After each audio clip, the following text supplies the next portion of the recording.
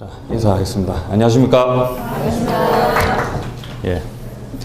원장님은 민법 총칙부터 이제 나가셨지만 저는 이제 물권법부터 합니다. 물권법 55페이지부터 나간다고 생각을 하시면 되겠습니다. 좀 많이 떨립니다. 결혼식보다도 더 떨리는 것 같아요. 지금 이 순간이. 예, 뭐 어쨌든 보겠습니다.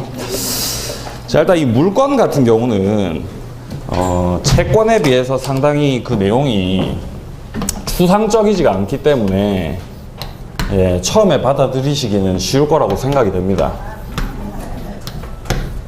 자, 일단 채권과 물권을 간단하게 좀 비교를 하고 책을 좀 들어가 보도록 하겠습니다. 자, 일단 이 채권 같은 경우는 자, 특정인과 특정인 사이의 관계에서 발생하는 권리입니다. 사람과 사람 간의 관계. 자, 예를 들어서 갑과 을이 매매 계약을 했습니다. 매매 계약을 했고 갑이 만약에 매도인의 상황이고 을이 만약에 매수인이다. 그러면은 을이 갑한테 대금을 다 지불을 한 상태라고 한다면은 을이 갑한테 목적물을 달라고 청구를 할 수가 있겠죠. 목적물 달라고. 근데 이거를 갑한테 청구를 할 수가 있는 거지, 이거를 뭐 병이라든가 이런 다른 애한테 청구를 할 수가 있다 없다? 없다고요. 못하죠. 그러니까 특정인에 대해서만 행사할 수 있는 권리다. 이게 이제 채권입니다. 물권과 구분할 때 이게 가장 극명한 차이점이기 때문에 요걸로 구분을 좀 해주셔야 되고요. 자, 그다음에 물권 같은 경우는 물권은 사람과 그 다음에 이제 물건 간의 관계입니다.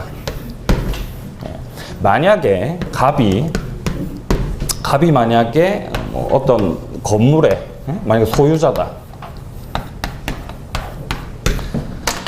갑이 만약에 소유자라고 한다면은 자기의 소유권을 누구한테나 행사할 수 있어요. 누구한테나. 온 세상에 대해서 외칠 수가 있다고요. 이거 내 거라고. 그러니까 특정인한테만 행사를 하는 게 아니라 모든 사람한테 싹 다 이렇게 행사를 할 수 있다라는 점에서 물권을 이제 절대권이라고 하고요. 절대권. 그 다음에 채권을 상대권이다. 이렇게 이제 표현을 합니다. 자, 이렇게 채권이랑 물권을 비교를 조금 해봤을 때 물권이 상당히 좀 강력하다는 걸 알 수가 있죠. 모든 사람한테 다 주장을 할 수가 있기 때문에. 그렇기 때문에 이 물권을 행사를 할 때는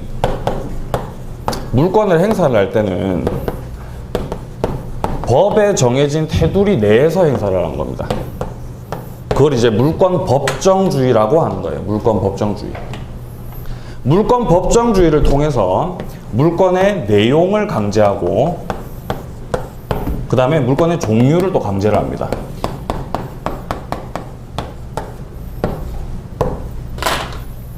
물권 법정주의.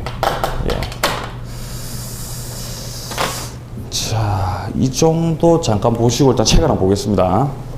자, 185조 보시면은 물권은 법률 또는 관습법에 의하는 외에는 임의로 창설하지 못한다라고 되어 있죠. 여기서 중요한 건 일단 임의로 창설하지 못한다라는 이 표현입니다. 강행규정이라고 되어 있죠. 그 밑에 강행규정. 이것도 좀 써놓으십시오. 물권 법정주의라고요. 물권 법정주의.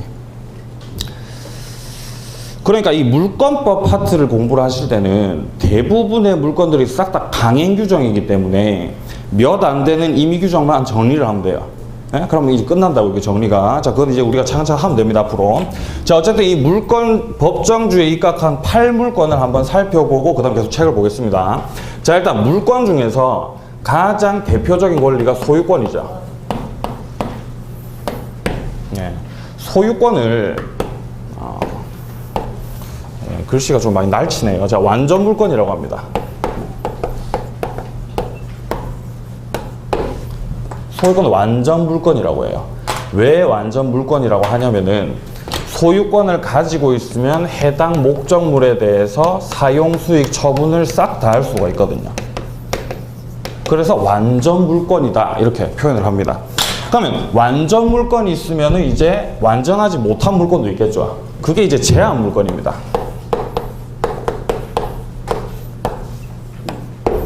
제한 물권을 다시 둘로 나눕니다.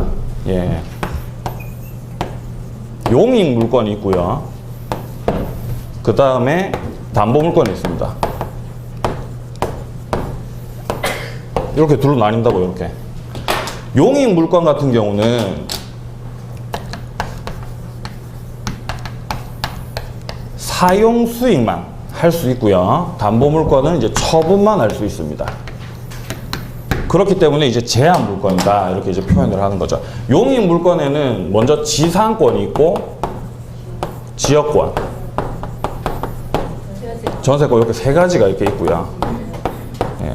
그러니까 이제 이 얘네들 같은 경우는 이제 사용 수익만 이제 할 수가 있는 거죠. 예, 얘네들 이 세 놈. 자, 그다음에 담보 물건 같은 경우는 이제 유치권, 질권 저당권이 있는 거죠. 예, 이렇게 이제 담보 물건이 있는 겁니다. 그리고 조금 이제 좀 뜬금없이, 예? 좀 존재하는 놈이 이제 이 점유권이죠. 예, 이렇게 해서 이제 팔물권입니다. 팔물권 8개. 먼저 소유권이 있고요. 그 다음에 점유권. 그 다음에 이렇게 세놈 이렇게 해가지고. 그러니까 이 8개가 이제 팔물권이고, 법에 정해진 테두리네. 그러니까 이 8개 물건 외에 법률상으로 정해진 물건은 이 8개밖에 없습니다. 이 외에 다른 거는 싹 다 물건이 아니라 채권이라는 거예요. 예를 들어서 뭐 임차권, 물건입니까? 채권입니까? 당연히 채권인 거죠. 여기 없으니까요. 그리고 우리 책에 보시면 또 관습법에 의하는 외는이라고 되어 있죠. 관습법상 존재하는 물건도 있습니다. 뭐 관습법상 법정 지상권이라든가 뭐 분묘기지권이라든가 그런 건 이제 해당 파트 가서 또 차근차근 또 정리를 하면 됩니다. 자, 일단 넘어가겠습니다. 자, 그 다음에 이제 그 밑에 임의로 창설하지 못한다 밑에 보시면은 그 별표 보시죠. 별표. 물건의 객체는 물건 만에 한한다 라고 되어 있는데 뭐 틀린 표현이죠. 예? 물건의 객체는 원칙적으로는 물건이 맞아요. 하지만 예외적으로 뭐가 있습니까? 권리가 있죠. 권리. 만약에 을이 전세권자입니다. 그러면 을이 가지고 있는 이 전세권에다가 이렇게 저당권 설정할 수 있나요? 얼마든지 할 수가 있습니다. 네? 그러니까 이 물건의 객체가 반드시 물건은 아닌 거예요. 이렇게 권리 위에서도 이렇게 물건이 존재할 수 있다라고 하는 거 아시겠죠? 예외적으로. 예, 잘 알아두시고요. 그러니까 이 별표에서 물건 만에 한한다 해서 이제 예외적으로 권리가 있다라는 거, 그거 이제 좀 체크해 두시면 되겠습니다. 자, 그 다음에 이제 그 밑에 보시면은 물건은 현존, 특정, 독립, 예, 이걸 갖춰야 된다라고 되어 있고요. 뭐 이런 거 간단하게 읽어보시고 넘어가시면 되겠습니다. 자, 그 다음에 이제 그 밑에 보시면 이제 물건 변동에 186조가 나와 있죠. 예, 굉장히 유명한 조문입니다. 이 조문. 자, 읽어보겠습니다. 부동산에 관한 법률 행위로 인한 물건의 득실 변경은 등기를 해야 효력이 발생한다. 이렇게 이제 되어 있죠. 예, 등기를 해야 효력이 발생한대요. 자, 근데 이 정도 보시고 책을 잠깐 조금 넘겨보겠습니다. 쭉쭉 넘기셔가지고 61페이지 한번 펴보세요. 61페이지. 61페이지에 보시면 메뉴에 187조 나와 있죠. 보시면은 상소 공용징수 판결 경매 기타 법률 규정에 의한 부동산에 관한 권리 물건의 취득은 등기를 요하지 아니한다라고 돼 있죠. 네? 그러니까 186조에서는 등기를 해야 취득한다라고 그러고, 네? 187조에서는 등기를 하지 않아도 취득한다. 이렇게 지금 다른 말을 하고 있죠. 186조, 187조가. 그게 이제 물권 변동입니다.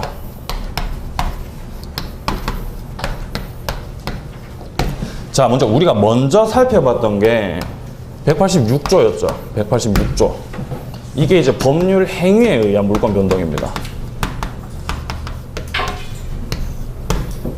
그리고 187조를 보게 되면은 법률의 규정에 의한 물권 변동입니다. 자, 법률 행위에 의한 물권 변동의 가장 대표적인 거는 그냥 매매를 생각을 하시면 돼요. 매매를. 만약에 갑과 을이 매매 계약을 체결을 했습니다. 매매. 그러면은 갑이 매도인이고 을이 매수인의 상황이라고 한다면은 을이 유효하게 완전하게 소유권을 취득하기 위해서는 당연히 뭡니까? 등기를 해야 되겠죠. 당연히 등기를 해야 되는 거예요. 왜 을이 등기를 해야 되냐면은 그게 법률 행위이기 때문에 그렇습니다. 매매라는 행위가. 아시겠죠? 그러니까 등기를 해야 되고요, 요거는. 근데 이제 이 법률 규정 같은 경우는 이제 우리 책을 조금 이제 보시면요. 가장 대표적인 게 상속이고 그 이후에 이제 뭐 공용징수, 판결, 경매 뭐 기타 등등 이렇게 막 나와 있죠. 그런 것들을 하나하나 조금 이제 살펴보겠습니다. 자, 먼저 이 상속 같은 경우는 자, 피상속인의 사망으로 상속이 개시되고 피상속인의 사망으로 당연히 소유권은 이전된다. 이렇게 돼 있죠. 자, 먼저 상속입니다. 자, 돌아가셨어요. 네? 아버지가 이렇게 돌아가셨습니다. 그러면은 그 아들한테 당연히 바로 소유권이 넘어간다고요. 아버지가 돌아가시는 즉시. 그러니까 아버지가 가지고 있던 이 소유권이 이렇게 넘어가게 되는데, 이렇게 그러면 좀 이상하죠. 자, 아버지가 가지고 있던 소유권이 이렇게 넘어가게 되는데, 아들이 이전 등기를 해올 필요가 있다, 없다? 없다라고 하는 거죠. 그러니까 자연스럽게 소유권이 넘어온다는 겁니다. 그러니까 등기부 상에는 아직 간 명의로 소유권 등기가 되어 있다 할지라도 실질적으로 소유권은 이제 을이 가지게 되는 거예요. 갑이 사망함으로써. 그러니까 이거는 이제 법률 규정에 의한 이제 물건의 이제 변동이 되는 겁니다. 상속. 자, 그 다음에 이제 코멘트 보시면은, 자, 공용징수 나왔죠. 공용징수. 자, 공용징수로 인한 물권 변동은 보상금의 지급을 정지 조건으로 한 수용기일에 물권 변동의 효력이 생긴다. 뭐 이렇게 돼 있는데, 뭐 이런 표현은 뭐 크게 중요하진 않고요. 어쨌든 간에 공용징수라고 하는 거는 국가의 것이 된다라고 하는 거죠. 국가가 먹어버린다는 겁니다. 근데 등기부도 결국에는 국가가 관리하는 거죠. 그러니까 우리는 등기 필요 없이 그냥 우리는 소유권 가지겠다 이겁니다. 아시겠죠? 이게 이제 공용징수입니다. 공용징수. 자, 그럼 그 밑에 보시면 이제 판결이 나와 있는데, 판결의 확정으로 권리 변동의 효력이 생긴다라고 돼 있고, 그 밑에 보시면 형성 판결에 한한다라고 돼 있죠. 자, 판결 같은 경우는 세 가지 종류가 있어요. 자, 이행 판결이 있고요. 우리 시험에 나오는 판결이 세 가지라는 겁니다. 자, 이행 판결, 그 다음에 확인 판결. 그 다음에 지금 우리 책에 나오고 있는 형성 판결입니다. 이렇게 세 가지가 있어요. 근데 여기서 이행 판결이라든가 이 확인 판결 같은 경우는 당연히 등기를 해야 효력이 발생을 하는 거예요. 이행 판결 같은 경우는 말 그대로 이행하라라고 판결을 하는 거죠. 판사님께서. 우리 판사님이 이제 이행하라 이렇게 판결을 때렸다고요. 그러면 이행을 해야 되는 거예요. 근데 이제 그 이행이 이제 등기를 이제 해야 된다라는 것이죠. 자, 그러면 이제 확인 판결 같은 경우는 예를 들어서 뭐 갑을 소유자로서 확인을 한다라든가 뭐 요런 이제 판결이 이제 떨어지는 거죠. 그것도 당연히 등기를 해야 이제 효력이 발생을 하게 되는 겁니다. 근데 이 형성 판결 같은 경우는 가장 대표적인 게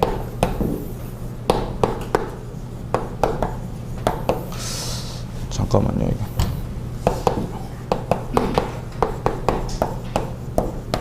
이 분할 소송이 가장 대표적인 거예요. 분할 소송. 이게 이거를 좀 분할 소송 해주지 말고 공유물 분할 판결.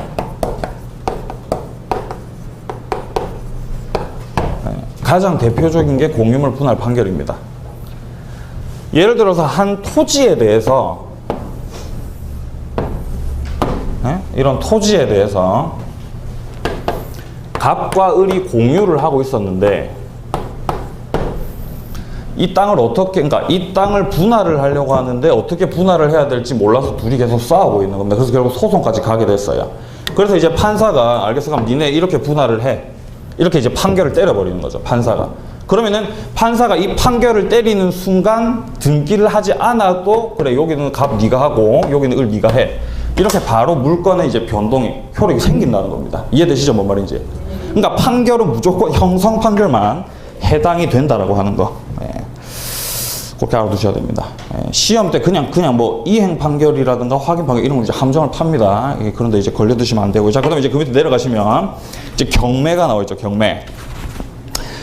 자, 소유권에 귀속시기는 경락 허가 결정이 확정된 후 그 대금 지급 기일에 대금을 완납한 때이다. 경락인이 대금을 이제 완납을 하게 되면은 이제 소유권자가 된다라는 겁니다. 등기를 하지 않더라도. 예, 이해되시죠? 예, 이거 뭐 쉬운 거니까 넘어가겠습니다. 자, 그 다음에 밑에 5번에 보시면은 기타 법률에 규정해가지고, 자, 1번에 법정지상권, 그 밑에 관습법상의 법정지상권. 예, 이건 나중에 이제 지상권 파트 가서 또 자세하게 살펴볼 겁니다. 예, 이거 좀 중요한 부분이고. 자, 그 다음에 3번에 보시면 건물의 신축 나와 있죠. 예, 건물의 신축 같은 경우도 우리 시험에서 간간히 자주 등장을 합니다. 예, 건물의 신축. 건물을 지었으면 그 지은 사람이 보존 등기를 하지 않았다 하더라도 소유권자라는 거죠. 인정해 준다는 거죠. 예. 예. 자, 그 다음에 이제 그 밑에 조금 내려와 보시면은 6번에 보시면은 피담보 채권의 소멸에 의한 저당권의 소멸 나와 있죠. 이거 좀 중요합니다. 이거 엄청 많이 나와요, 이거. 예.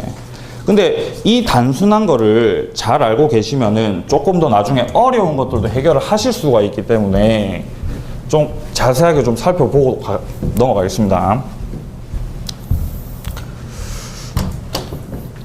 자, 최초의 갑과 을이, 자, 최초의 갑과 을이, 자, 금전 소비대차 계약을 체결합니다. 금전 소비대차 계약. 금전 소비대차 계약이라는 게 뭐냐면은 돈을 빌려주고 돈을 빌리는 그런 계약입니다. 그러니까 갑이 을한테 그냥 돈을 빌려주는 계약이다 뭐 이렇게 생각을 하시면 돼요. 그래서 이 계약을 기초로 해서 갑이 이제 채권자가 되고 을이 이제 채무자가 되는 거죠. 여기까지 이해되시죠? 예, 자, 채권자, 채무자입니다. 자, 그런데 을의 입장에서는 자기의 채무를 조금 더 확실하게 좀 보장을 받기 위해서 계약을 한 개 더 하는 거예요. 저당권 설정 계약을 또 하는 겁니다. 저당권 설정 계약을 하게 되면은 을은 이제 저당권 설정자가 되고, 그 다음에 갑은 설정자가 되고 을은 이제 저당권자가 되죠. 예. 이거는 이제 천지차이죠. 만약에 을이 저당권 안 들고 있고 그냥 채무만, 뭐야 이거 어떻게 된 거예요 이거? 지금 반대로 됐으면 죄송합니다. 자, 반대로 됐어요. 네, 죄송합니다. 반대로. 자, 을을 채권자로 놓겠습니다. 예. 예. 자, 을이 만약에 채권만 만약에 가지고 있으면은 그거는 별로 강력하지 못합니다. 솔직히 안 갚으면 그만이에요. 예? 저도 채권 있어요. 돈 안 줍니다, 근데. 예? 뭐 되게 강제할 수단이 없는 거죠. 그 사람이 만약에 뭐 어디 도망가버리고 이래버리면은. 자, 근데 이 저당권 같은 경우는 지금 우리가 하고 있는 물권이죠, 물권. 예? 물권이기 때문에 상당히 강력하다는 겁니다. 예? 경매를 때려볼 수가 있거든요. 예? 자, 어쨌든 간에, 자, 이게 중요한 게 아니라, 자, 어쨌든 간, 이렇게 저당권을 어쨌든 간 가지기 위해서는 계약을 2개를 한다는 거예요, 이렇게.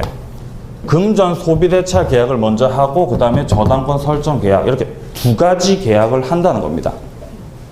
자, 그런데 여기서 주된 계약이 뭘까요? 예? 금전 소비대차 계약이 주된 계약이에요? 저당권 설정 계약이 주된 계약입니까? 그렇죠, 맞습니다. 이게 주된 계약입니다, 이게. 금전 소비대차 계약이 주된 계약이고 저당권 설정 계약이 종된 계약이에요. 예, 그렇기 때문에 나중에 만약에 갑이 돈을 갚았다. 갑이 변제를 만약에 했습니다. 갑이 을한테.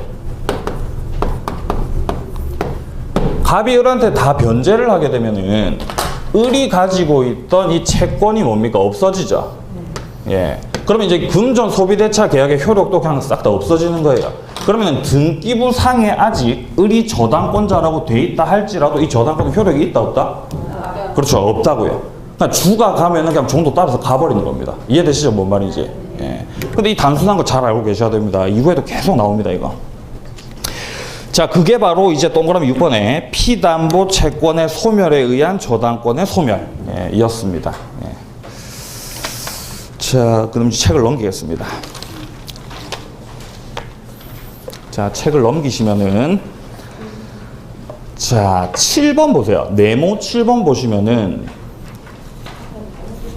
네, 중간 부분은 나중에 이제 갔다가 다시 돌아갈 겁니다. 안 떼먹습니다. 자, 7번, 네모 7번 보시면은, 자, 등기 없이 물권 변동이 일어난다. 그러나, 자, 부동산 소유권의 점유 취득은 등기함으로 소유권을 취득한다. 괄호 열고 187조 유일한 예외라고 돼 있죠. 여기서 말하고 있는 이 점유 취득이라는 이게 뭐냐면은, 여러분들 잘 알고 계시는 점유 취득시효를 말하는 겁니다. 점유 취득시효. 아시죠? 20년간 계속 점유하고 있으면 소유권 갖고 오는 거, 우리 소유권 파트 가면 나중에 또 하게 됩니다. 근데 이 점유 취득 시효가 187조긴 한데 등기는 해야 된다는 거예요. 원래 187조는 등기 안 해도 된다 그랬죠. 근데 그러니까 얘는 근데 187조긴 한데 등기를 해야 된다고요. 그러니까 얘는 예외죠, 예외. 유일한 예외입니다, 유일한 예외. 예. 잘 알아두시고요, 이것도. 예외라는 거. 등기를 해야 된다라는 거. 예.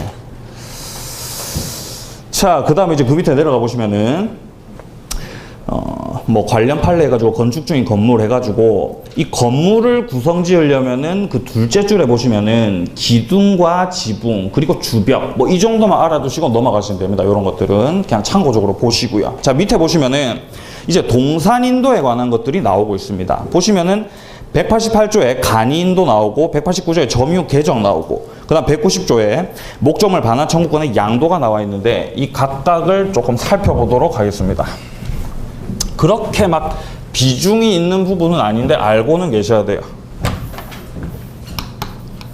자, 가장 먼저 현실인도입니다.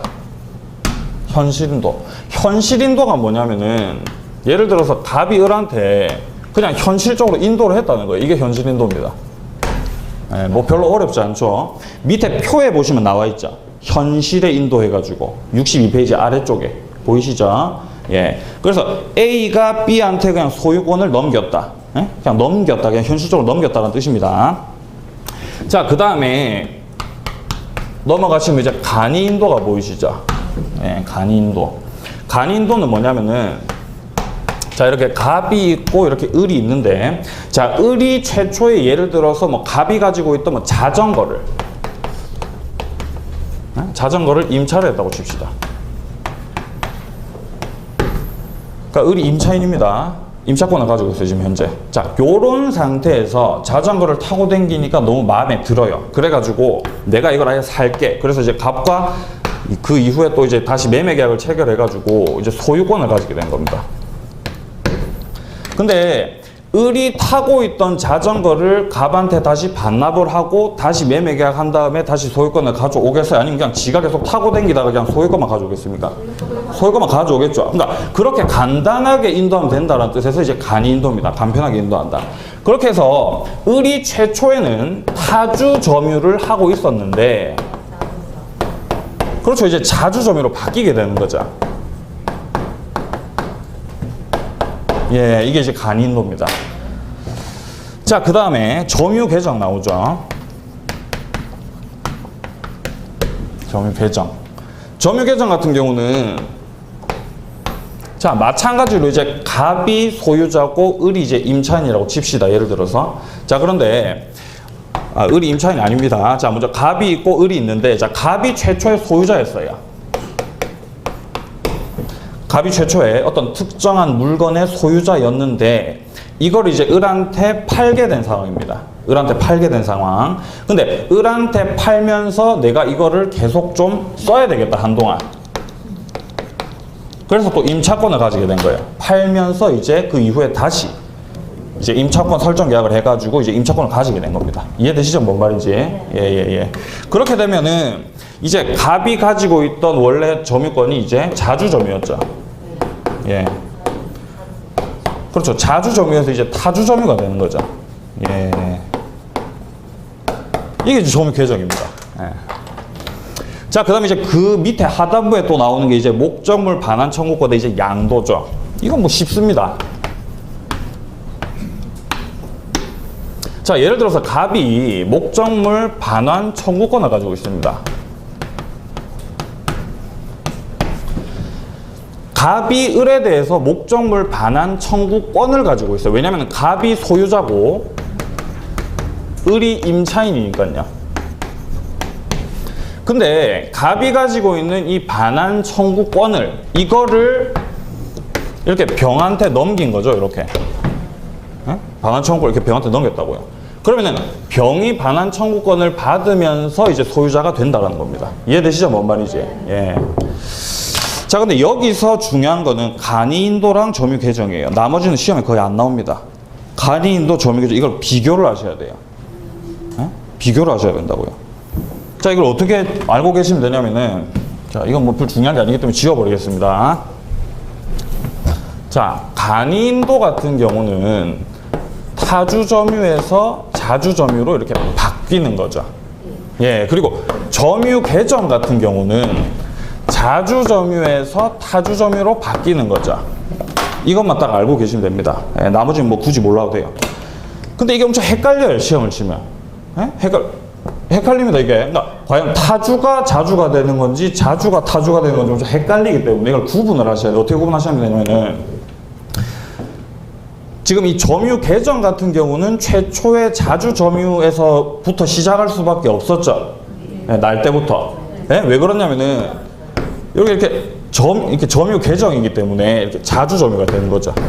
네? 이렇게 지읒. 네? 이렇게 다 기억을 하고 계시라고요. 이해되시죠? 뭔 말인지. 네. 그러면 이제 간인도는 그 반대이기 때문에 그래 얘는 타주부터 시작되어 있구나 이렇게 이제 생각하시면 되겠습니다. 예.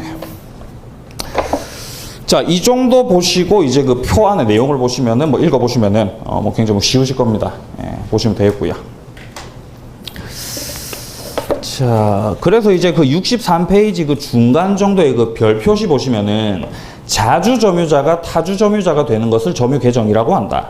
타주 점유자가 자주 점유자가 되는 것을 간이인도라고 한다. 이 표현을 그냥 아시면 돼요. 이걸 이렇게 스무스하게. 예? 예. 자, 그 다음에 이제 그 밑에 보겠습니다. 자, 191조. 자, 혼동으로 인한 물건, 혼동이 나오고 있습니다. 혼동. 자, 먼저 1항을 읽어보겠습니다. 자, 동일한 물건에 대한 소유권과 다른 물건이 동일한 사람에게 귀속한 때에는 다른 물건을 소멸한다. 그러나 그 물건이 제3자의 권리의 목적이 된 때에는 소멸하지 아니한다. 예. 자, 혼동 또 살펴보겠습니다. 혼동 중요합니다. 예. 혼동 중요해요. 혼동이 또 어렵게 나오면 또 어마어마하게 어렵게 나옵니다. 또 시험에서. 예. 자, 혼동을 살펴보겠습니다. 자, 먼저 혼동의 기본적인 그 개념은, 자, 혼동입니다. 기본적인 개념은, 자, 이렇게 갑이 있고 이렇게 을이 있는데, 을이 예를 들어서 전세권자입니다. 을이 전세권자인데 살아보니까 마음에 들어가지고 이제 샀습니다. 전세권 설정 계약하고 그 이후에 다시 또 매매 계약 체결했겠죠. 예, 그렇게 해서 샀어요. 사서 을이 소유권을 가지게 되었어요. 그러면은 소유권은 사용수익 처분을 다 할 수 있는 건데 전세권은 사용수익만 할 수 있으니까 사용수익 겹치죠. 그러니까 당연히 이 전세권이라고 한 이게 이제 혼동으로 소멸하는 거예요. 있을 필요가 없다라는 거죠. 예? 지가 살고 있는 집에 지가 전세 들어 산다는 건 말이 안 되기 때문에 그러니까 혼도 자연스럽게 없어지는 거예요. 187조입니다 이것도. 예, 등기 안 해도 그냥 없어져요. 자, 이게 일단 가장 기본적인 거고, 근데 만약에 을이 전세권을 가지고 있었는데 이 전세권을 목적으로 해가지고 저당권이 있을 수가 있죠. 예를 들어서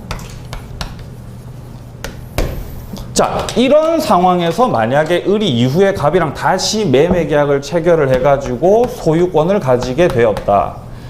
원칙대로라면은 이 전세권이 혼동으로 소멸을 해야 되는데 여기서는 소멸을 안 한다고요. 왜냐하면 만약에 전세권이 이렇게 소멸을 해버리면은 그 전세권을 목적으로 하고 있던 이 저당권도 그냥 날아가 버립니다. 아시겠죠? 뭔 말인지. 그러니까 이 저당권자가 망하기 때문에 전세권이 없어지면 이런 경우에는 전세권이 혼동소멸을 안 하는 거예요. 이게 이제 아까 전에 제가 읽었던 1항의 그 두 번째 줄 보시면 그 물건이 제3자의 권리의 목적이 된 때에는 소멸하지 아니한다. 이 표현입니다. 이해되시죠? 뭔 말인지. 예, 좋습니다. 예, 그렇죠. 돈을 갚아야 없어집니다. 맞습니다, 선생님. 그렇기 때문에 을이 전세권도 가지고 소유권도 가지는 이런 상황이 생길 수가 있다는 거예요. 예. 자, 그리고 한 가지 더 있습니다. 예, 한 가지 더가 어떤 상황이냐면은, 자, 예를 들어서 이제 을이 만약에 저당권자고, 그 다음에 병이 또 저당권자입니다.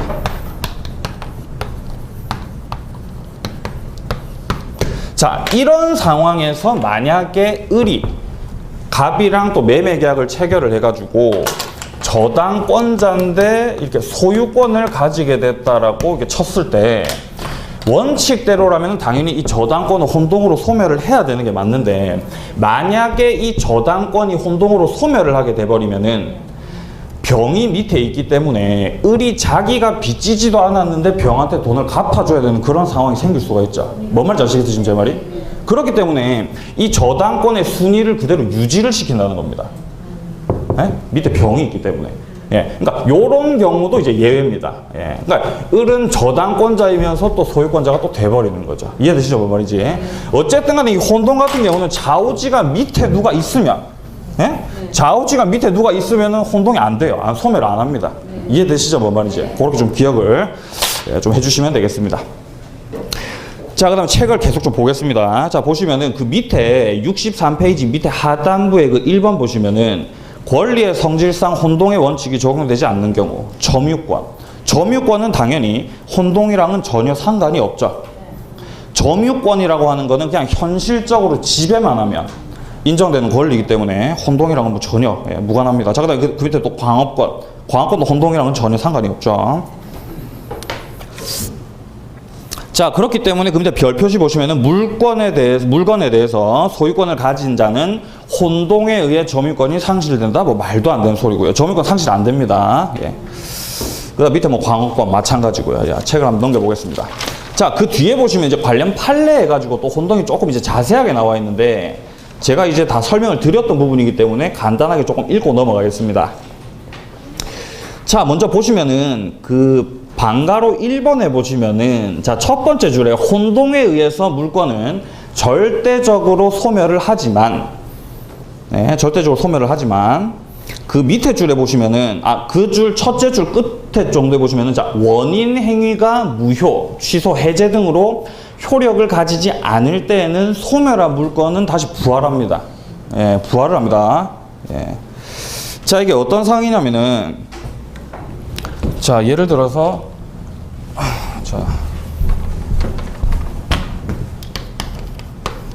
자, 예를 들어서 을이 근저당권자입니다. 예, 우리 책에 나와 있는 대로 하면은 을이 근저당권자예요. 자, 요런 상황에서 이제 다시 매매 계약을 체결을 해가지고 을이 이제 소유권을 얻게 되었습니다. 그럼 당연히 이제 근저당권은 혼동소멸이죠. 얘는 소멸이 혼동소멸. 자, 이렇게 혼동을 없어졌는데 이후에 그 전에 체결했던 매매 계약에 문제가 생긴 거예요. 에? 그게 뭐 해제가 되든 매매 계약이 취소가 되든 어쨌든 간에 문제가 생기면 이렇게 해제라든가 취소가 돼버리면은 을이 가지고 있던 소유권이 갑한테 자동 복귀되죠. 예, 자동으로 복귀합니다. 그래서 이제 소유권이 갑한테 다시 가버리게 되면은 그때는 이제 이렇게 혼동으로 소멸했던 이 근저당권이 이제 부활을 하는 거죠. 예. 예, 갑자기 부활하니까 가슴이 설레네요. 예. 어쨌든 부활을 합니다. 예, 부활. 예.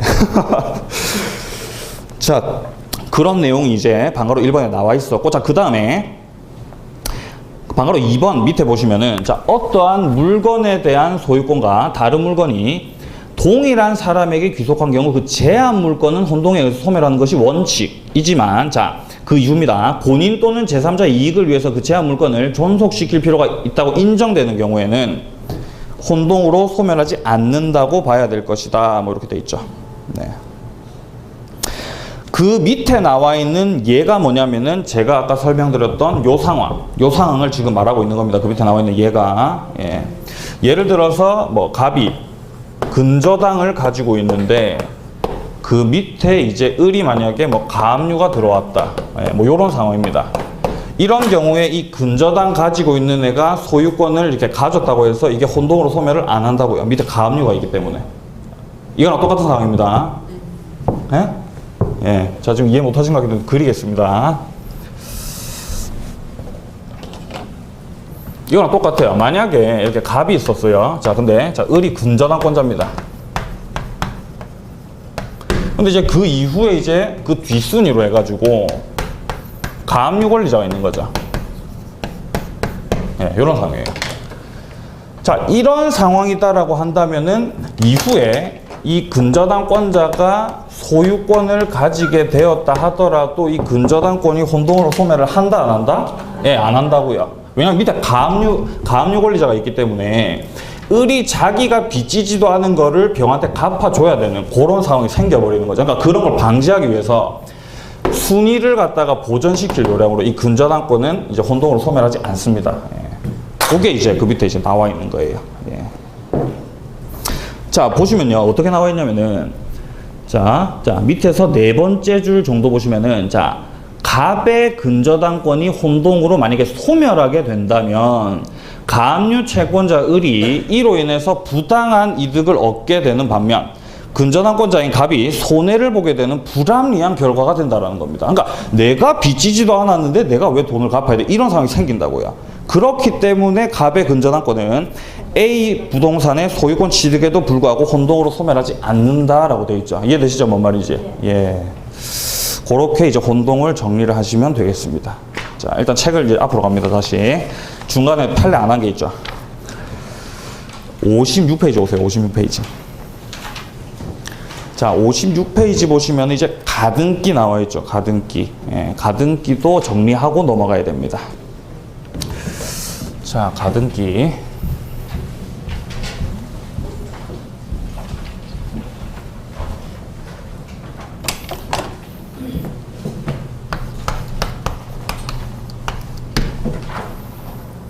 자, 가등기는 예를 들어서 갑과 을이 최초에 매매 계약을 체결을 했어요. 만약에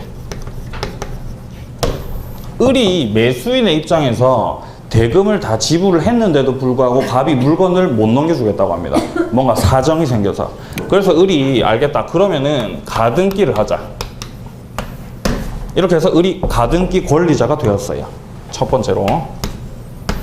근데 이 상태에서 이제 갑이 다른 애한테 이걸 갖다 파는 거죠. 이렇게. 예? 병이란 놈한테 이렇게 다시 또 매매를 하는 겁니다. 이게 두 번째 일어난 일입니다. 그렇게 되면 이제 병이 소유권을 가집니까? 못 가집니까? 등기를 가져오면은.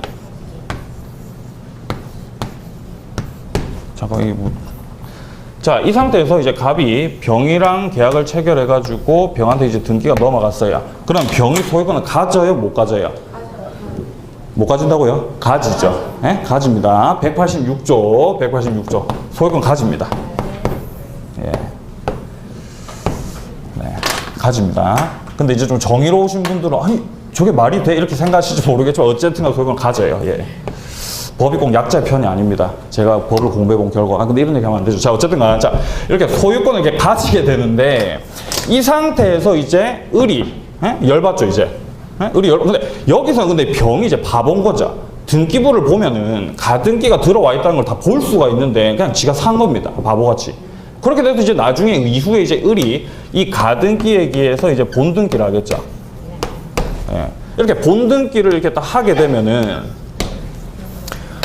그러면 이제 병이 가지고 있던 이 등기 있죠, 등기. 이게 이제 직권 말소됩니다. 직권 말소가 되고 이제 소유권자는 이제 을이 되는 거죠. 이게 이제 가등기입니다. 아시겠죠? 예. 자, 일단 그리고 자, 조금만 더 정리하겠습니다. 자, 그다음에 이제 이 본등기 만약에 전이라고 한다면은 자, 두 개로 나누겠습니다.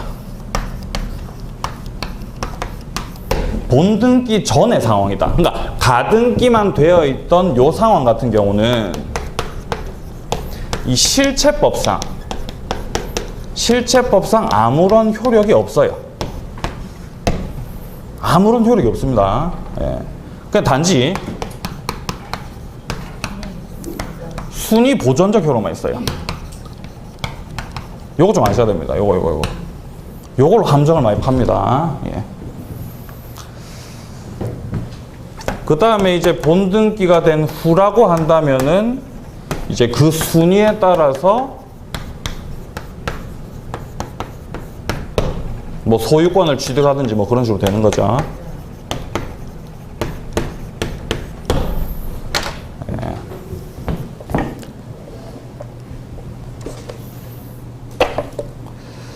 자, 이게 제가 책을 봤었는데 이게 어디 나와 있더라? 자, 보시면요. 자, 60페이지 잠깐만 가보세요. 60페이지 잠깐만. 계속 왔다 갔다 해서 죄송합니다. 자, 60페이지 잠깐 가보시면은 자, 그 맨 밑에 보시면 그 괄호 4 있죠, 괄호 4. 괄호 4 보시면은 가등기에는 본등기와 같은 추정력이 없다. 자, 즉 소유권 이전 등기 청구권의 보존을 위한 가등기가 있다고 해서 소유권 이전의 본등기를 청구할 어떤 법률 관계가 존재한다고 추정되지 않는다라고 돼 있죠. 이게 시험에서 예를 들어서 자, 만약에 가등기가 있다면은 이후에 본등기를 청구할 어떤 법률 관계가 있는 걸로 추정된다. 이러면 당연히 맞는 말 같거든요. 근데 그게 틀린 말이라는 겁니다. 이해되시죠? 뭔 말인지. 그게 왜 그러냐면은 실체법상 효력이 없기 때문에 그래요. 예. 그냥 순위를 보존할 수 있는 그 효력만 있기 때문입니다. 예. 이 표현 잘 봐두시고 이거 많이 쏙습니다. 자, 다시 책을 돌아오세요. 57페이지로. 자, 여기서 가등기 관련된 부분 필요한 부분만 조금 읽고 넘어가겠습니다. 자, 먼저 의의를 보시면은 56페이지 위에 의의를 보시면은 위에서 세 번째 줄 보시면요. 후에 요건을 갖춰서 본등기를 하게 되면 본등기의 순위는 가등기의 순위까지 소급한다. 예. 이 순위에는 소급표가 있다라고 합니다. 순위에 소급표가 있다라고 되어 있죠, 지금 여기. 자, 그 다음에 밑에 내려오셔가지고 쌍가루 2번에 동그라미 1번 보시면은 자, 가등기만으로는 아무런 실체법상의 효력도 생기지 않는다라고 되어 있죠. 예, 요 표현 중요합니다. 잘 봐주시고요. 예, 아무런 실체법상 효력이 없다라고 하는 거. 자, 그 다음에 오른쪽으로 넘어가서 6번에 보시면은 굵은 부분 보세요. 물권 변동의 효력은 본등기를 하는 때에 발생한다. 본등기를 할 때, 그때 이제 효력이 생긴다는 겁니다. 가등기만 있을 때는 아무 효력이 없다는 겁니다. 그런 취지로 봐주셔야 됩니다. 자, 그리고 물권 변동의 효력은 가등기 시로 소급하지 않는다라고 되어 있죠. 예, 요거 좀 잘 구분하셔야 돼요. 그러니까 변동의 효력, 물권 변동의 효력은 소급표가 없어요. 근데 뭐에는 소급표가 있다고요? 순위에 대해서는 소급표가 있다고요. 예, 잘 구분하셔야 됩니다. 자, 다시 한번 말씀드리겠습니다. 아까 전에 우리가 왼쪽 봤을 때 순위에 대해서는 소급표가 있어요. 예. 근데 하지만 물권 변동의 효력과 관련해서는 소급표가 없다고요. 예, 구분을 좀 해주시면 되겠습니다. 자, 그리고 8번도 조금 중요합니다. 자, 보시면은 갑으로부터 을에게 소유권 이전의 가등기가 행해지고 다시 갑으로부터 병에게 소유권 이전 등기가 있은 후 을이 가등기에게서 본등기를 하고자 할 때는 을은 병한테 이거를 청구하는 게 아니라 갑한테 청구한다는 겁니다. 예. 자, 그려볼게요. 이게 어떤 상황인지.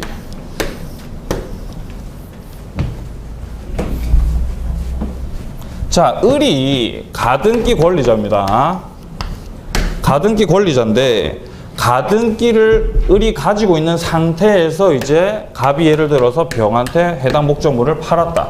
그러면 현재 원래 소유자는 갑이었지만 현재 소유자는 누가 됩니까? 그렇죠. 병이 이제 소유자가 되는 겁니다. 그러면 이럴 경우에 을이 이후에 본등기를 청구하는 상대방, 그게 이제 병이겠습니까? 갑이겠습니까? 그렇죠. 갑입니다. 갑. 우리 지금 갑이라고 되어 있죠. 근데 헷갈릴 수가 있어요. 당연히 소유자가 병이니까 병한테 청구하는 거 아닌가? 이렇게 생각하실 수 있는데 그렇게 생각하시면 안 됩니다. 가등기를 가질 당시, 그 당시에 소유자가 누구였습니까? 갑이었죠. 그렇기 때문에 이제 갑한테 이렇게 청구를 해야 된다는 겁니다. 본등기를. 이해되시죠? 예, 그 말입니다, 지금. 그 말이었습니다.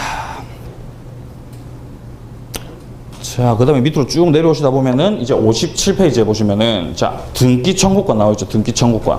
네. 등기 청구권만 조금 정리하고 오늘 수업 마쳐야 되겠네요. 자, 일단 등기 청구권, 등기 청구권 좀 중요하기 때문에 좀 보고 넘어가겠습니다. 책에는 이후에 아마 나오게 될 건데 제가 오늘 조금 정리하고 나중에 또 다시 볼게요. 자, 일단 등기 청구권. 이 등기 청구권이라고 하는 게 우리 문제에서 딱 이렇게 출제가 되면은 구분을 하시면 돼요. 구분을. 자, 등기 청구에 딱 나왔을 때는 이게 과연 자, 채권적 청구권인지 아니면은 이게 물권적 청구권인지 이걸 구분만 하시면 돼요. 구분만. 예? 구분. 그럼 문제가 풀립니다. 예. 그러니까 문제가 어떤 식으로 나오냐면은 자, 다음 중에서 등기 청구권의 성질이 다른 것을 한 개 골라라. 뭐 이런 식으로 나옵니다. 그러면 뭐 4개가 만약에 채권적 청구권이면 한 개는 물권적 청구권 이런 식으로 이제 문제가 나오겠죠. 예, 그러니까 구분을 하시면 돼요. 자, 어떻게 구분하시면 되냐면은, 자, 만약에, 이거부터 하지 말고, 만약에 소유권을 가진 놈이 만약에 등기를 청구한다. 그러면 그건 물권적 청구권입니다. 근데 만약에 소유권을 가지지도 않은 놈이 만약에 등기를 청구한다. 그러면 그거는 채권적 청구권이 되는 거예요. 이렇게 구분하시는 거예요. 이렇게. 예? 이걸로 싹 다 구분돼요. 싹 다. 자, 보겠습니다. 어떤 상황이냐면은 만약에 갑과 을이 이렇게 매매 계약을 체결했습니다. 매매. 그러면은 을이 갑에 대해서 당연히 등기를 나한테 넘기시오. 자, 얘가 만약에 매수인이라면 등기를 나한테 넘기라고 하는 등기 청구권을 을이 가지죠. 그게 채권적 청구권이겠어요? 아니면 물권적 청구권이겠어요? 물권적 청구권입니까? 채권적 청구권입니까? 당연히 채권적 청구권이죠. 자, 왜 그렇습니까? 186조죠. 186조. 등기를 가져와야 그때서라야 이제 소유권자가 되는 거죠. 근데 을이 아직 등기를 안 가져왔기 때문에 얘는 소유자가 아닌 거예요. 그렇기 때문에 얘가 등기를 청구하는 거는 채권적 청구가 되는 겁니다. 이해되시죠? 예, 좋습니다. 자, 그 다음에 자, 갑과 을이 매매 계약을 체결을 했고요. 을한테 등기까지 넘어갔습니다. 을이 이제 소유자가 됐어요. 근데 그 이후에 만약에 이 매매 계약에 문제가 좀 생겼습니다. 매매 계약이 뭐 해제가 되든지 아니면 뭐 취소가 되든지 이런 식으로 돼버렸어요. 그러면은 갑의 입장에서 을한테 니한테 넘어가 있는 그 등기 나한테 다시 돌려주라고 등기 청구 행사할 수 있겠죠? 그거 물권적 청구권입니까? 채권적 청구권입니까? 왜 물권적 청구권입니까? 등기가 지금 을한테 돼 있습니다. 갑이 을한테 청구할 때요. 등기 청구권. 그게 물권 청구권입니까? 채권 청구권입니까? 물권입니까? 채권? 근데 왜 이렇게 다들 잘하시죠? 지금 초반에 자, 어쨌든 이렇게 해제라든가 취소가 되면은 을이 가지고 있던 이 소유권이 자동 복귀가 돼요. 자동 복귀. 이 자동 복귀가 중요합니다. 이렇게 자동 복귀가 되기 때문에 등기부 상에는 을이 지금 소유자로 되어 있다 하더라도 소유권은 누가 가진다고요? 갑이 가진다고요. 이런 상황이라고요. 그렇기 때문에 갑이 을한테 등기 나한테 넘겨주라고 하는 그 등기 청구권, 물권적 청구권이라는 겁니다. 이해되시죠? 뭔 말인지? 이렇게 구분하는 거예요. 물권적 청구권, 채권적 청구권은. 자, 그리고 마지막으로 얘 한 개만 좀 더 들게요. 만약에 을이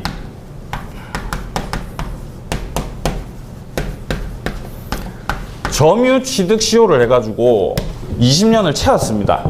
그래서 이제 갑한테 이제 등기 넘겨달라고 등기 청구를 해요.